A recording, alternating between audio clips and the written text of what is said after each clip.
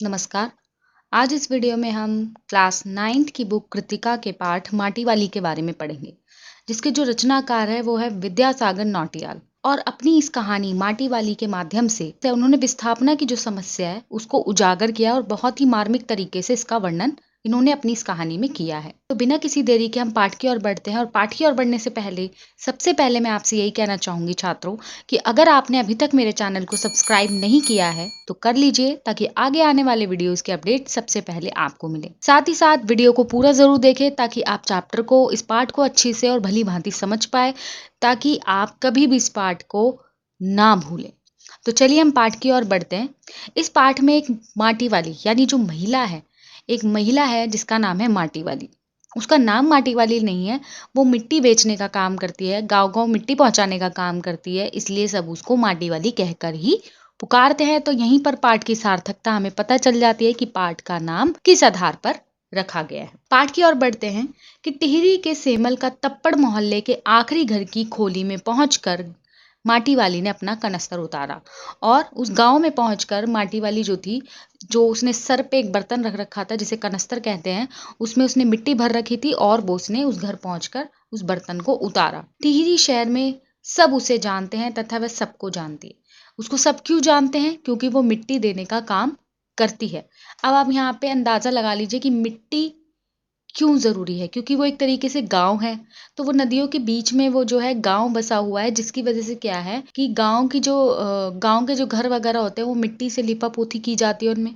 समय-समय पर मिट्टी और चूल्हे के काम भी मिट्टी यूज़ की जाती है, तो वो नदी किनारे गाँव बसा होने के कारण वहाँ की जो मिट्टी है वो बहुत ज़्यादा रेतीली है, तो वो इस काम में नहीं लाई जा सकती। और जिस तरह की मिट्टी की ज़रूरत उन लोगों को, गाँव के लोगों को है, वो माटी वाली यहाँ से काफ़ी दूर है और वो माटी वाली वहाँ से उनको वो मिट्टी यानी माटा खाना से, यानी जहाँ पर वो मिट्टी मिलती है, अवेलेबल होती है, वहाँ से वो मिट्टी को लाती है और इन गाँव वालों को मुहैया कराती है। तो इस प्रकार सभी माटी वाले को जानते हैं और माटी वाली भी, क्योंकि सबके घर मिट्टी पहुँचाने का काम करती है, तो वो भी सबको जानती है।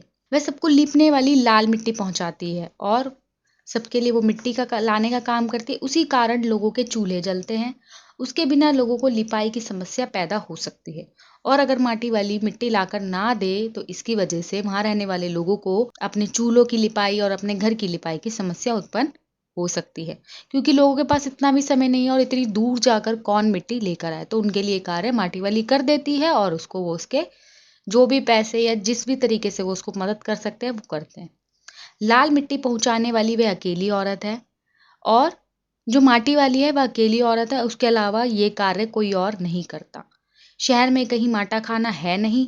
नदियों के तटों पर रेतीली मिट्टी है जिससे लिपाई नहीं हो सकती। मैंने आपको शुरू में ही बताया कि जहाँ लोग वो रह रहे हैं, जहाँ पे गांव बसा हुआ है, वहाँ की मिट्टी जो है बहुत ज़्यादा रेतीली है, जिसकी वजह से लिपाई का काम नहीं हो सकता। इसलिए नए नए किराएदार भी उसकी मिट्टी देखकर उसे ग्राहक बन जाते हैं। वह हरिजन परिवार के नाटे कद की एक बुढ़िया है। आगे चल के बताया गया है कि जो माटी वाली है वो हरिजन यानी नीची कास्ट की है और उसकी हाइट कम है और वो काफ़ी बुजुर्ग महिला है।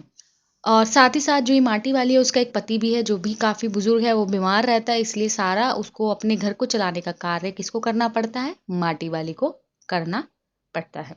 आगे चल के वो जिस घर में माटी पहुंचाने गई है, अभी उस घर की हम बात करते हैं कि घर की मालकिन ने उसे कच्चे आंगन में यानी अपने आंगन में जहाँ पर मिट्टी डालने का काम करना है, कच्चे आंगन में मिट्टी उड़ेलने के लिए कहा।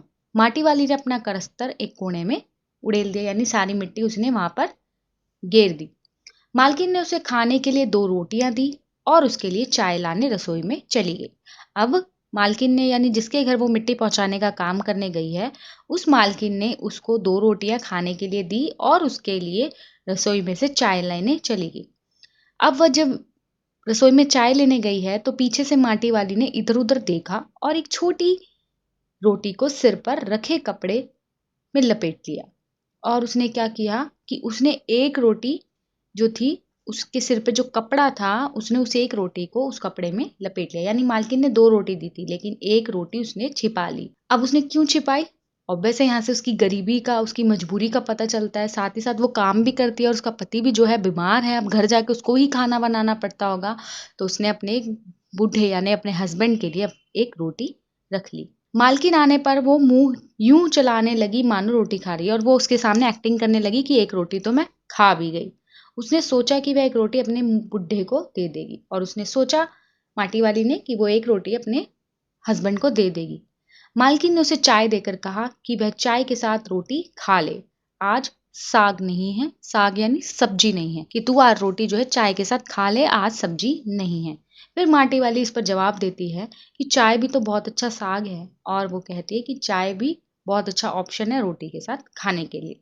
मालकिन ने कहा भूख अपने में एक साग होती है, भूख मीठी कि भोजन मीठा। और आगे चल के मालकिन उसको कहती है कि भूख ही सबसे बड़ा साग है। अगर आपको बहुत जोर से भूख लगी है और आपको उस टाइम पे कुछ भी खाने को मिल जाए तो वही आपके लिए सबसे बड़ा साग है, सबसे बड़ी सब्जी है। माटी वाली ने पीतल के गिलास में चाय सुकुड़ते हुए कहा और आगे जब जो मालकिन उसके लिए चाय लाई है वो पीतल के बर्तन में लाई है। आज के टाइम में तो किचन में घरों में पीतल के बर्तन नहीं होते, ज्यादातर स्टील प्लास्टिक इन्हीं सब बर्तनों का, इन्हीं सब चीजों का, धातु का प्रयोग करते हैं। तो सुड़कते हुए कहा कि तुमने पीतल के गिलास बहुत संभाल कर रखे हुए हैं। और वो मालकिन से कहती है कि तुमने तो पीतल के गिलास रखी, आज के टाइम में तो कोई नहीं रखता और तुमने अभी तक पीतल के गिलास संभाल के रखे हैं।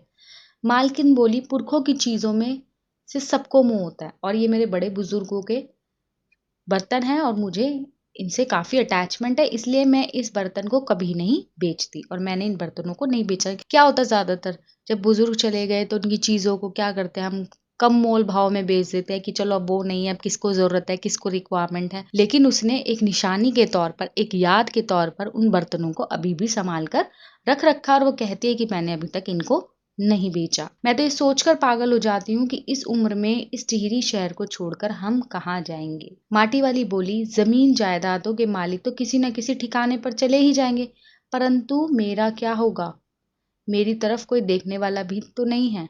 आगे चल के यहाँ पे विस्थापन की बात हो रही है कि जो लोग हैं यहाँ से विस्थापित हो रहे हैं, तो माटी वाली कहती है कि जिनके पास जमीन जायदाद है तो वो यहाँ से बेच के कहीं ना कहीं चले जाएंगे, लेकिन हम जैसे गरीबों का सोचो कि हम जैसे गरीब कहाँ जाकर रहेंगे जब हमारे पास कोई प्रॉपर्टी नहीं, हम बेचेंगे कहाँ और हम जाके कुछ खरीदेंगे कहीं और क्या।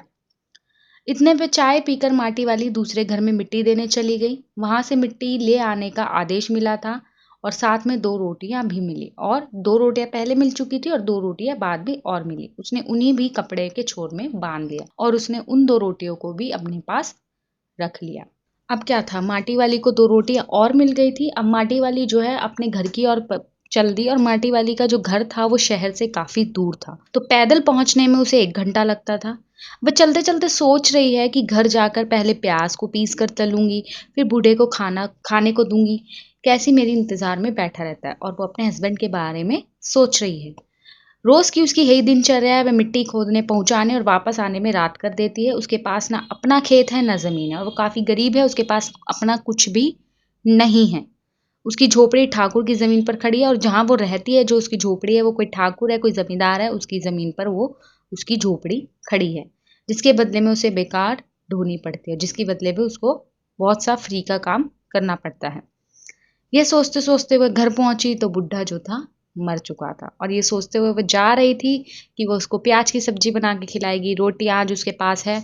लेकिन जब वो वहां पहुंची तो जो उसका हस्बैंड था वो मरा पड़ा था। अब आगे के इंसिडेंट की ओर बढ़ते हैं कि आगे के इंसिडेंट क्या है कि अब इस गांव में विस्थापन की समस्या की ओर इशारा किया गया है। तो विस्थापन की समस्या यही है कि अब यहाँ बांध बनने वाला है, जिसकी वजह से जो गांव वाले हैं उनके पास तो अपनी प्रॉपर्टी, वो सरकार को बेच के कहीं और जाकर अपनी प्रॉपर्टी खरीद लेंगे, कहीं और रहने लग जाएंगे, लेकिन इस बुजुर्ग महिला के पास कुछ भी नहीं है। तो ये आगे के इंसिडेंट को, आगे की घटना को हम देखते हैं। टिहरी बांध पुनर्वास के साहब ने उसके घर आकर उसका निवास पूछा कि वो कहाँ रहती है। उसने बताया कि उसने जिंदगी भर टिहरी के यानी इस गांव शहर के लोगों की मिट्टी पहुंचाई है। साहब ने पूछा क्या माटा खाना उसके नाम है, कि जब अगर तू जहाँ रहती है वो तेरे नाम नहीं है, क्या माटा खाना तेरे नाम है जहाँ से तू मिट्टी लाती है। बुढ़िया ने बताया माटा खाना मेरी रोजी है, वे मेरा नाम नहीं है, कि वहां से मुझे अर्निंग होती है, उससे मेरा घर चलता है। अफसर बोला हमें जमीन का कागज चाहिए, रोजी का नहीं, और हमें प्रॉपर्टी के कागज दिखाओ। अगर तुम्हारे पास कोई प्रॉपर्टी है तो उसके बदले हम तुम्हें कुछ पैसे देंगे, तुम वहां जाकर कहीं और जाकर रह सकती हो। लेकिन उसके पास तो कुछ भी नहीं है, जहां वो रह रही है वो भी ठाकुर की प्रॉपर्टी पे उसका घर है, साथ ही साथ उसके खुद का अपना कुछ भी नहीं है। बुढ़िया ने पूछा बांध बनने के बाद मैं क्या खाऊंगी, और उसने कहा कि यहाँ बांध बन जाएगा मैं कहाँ जाऊंगी, मैं क्या खाऊंगी, मैं कैसे रहूंगी। साहब बोला इसका फैसला हम नहीं कर सकते, यह तुझे खुद तय करना पड़ेगा। इसी के साथ टिहरी बांध की 2 सुरंगों को बंद कर दिया गया। शहर में पानी भरने लगा। सब और आपाधापी और अफरा-तफरी मच गई। शहरवासी अपने घरों को छोड़कर भागने लगे। पानी भरने से कुल शमशान घाट डूब गए। माटी वाली अपनी झोपड़ी के बाहर बैठी है। वह सबसे कहती है, गरीब आदमी का शमशान नहीं उजड़ना चाहिए। यानी इसका मतलब यह है कि गरीब आदमी को रहने तक को एक जगह नहीं मिली, साथ ही साथ जो मरने के बाद उसको शमशान मिलनी चाहिए उसके पति को, वो शमशान भूमि भी उसको नसीब नहीं हुई। तो ये एक बहुत ही दुखांत स्टोरी है, जिसका जो अंत है वो बहुत दुख भरा है, जिसमें उसने अपने जीवित समय में तो भुगता ही, साथ उसके पति को भी शमशान नसीब नहीं हुआ और अब यहाँ पे विस्थापन होने के बाद भी उसको कहीं कुछ रहने का इंतजाम नहीं हो पाया। तो आशा करती हूँ छात्रों आपको ये पाठ बहुत अच्छे से समझ आया होगा। ये पाठ बहुत ही आसान है। साथ ही साथ इसके जो प्रश्न उत्तर है आपको उसकी डिस्क्रिप्शन में पीडीएफ भी अवेलेबल हो जाएगी। अगर आपने अभी तक मेरे चैनल को सब्सक्राइब नहीं किया है तो कर लीजिए, ताकि आगे आने वाले वीडियोज़ के अपडेट सबसे पहले आपको मिले। धन्यवाद।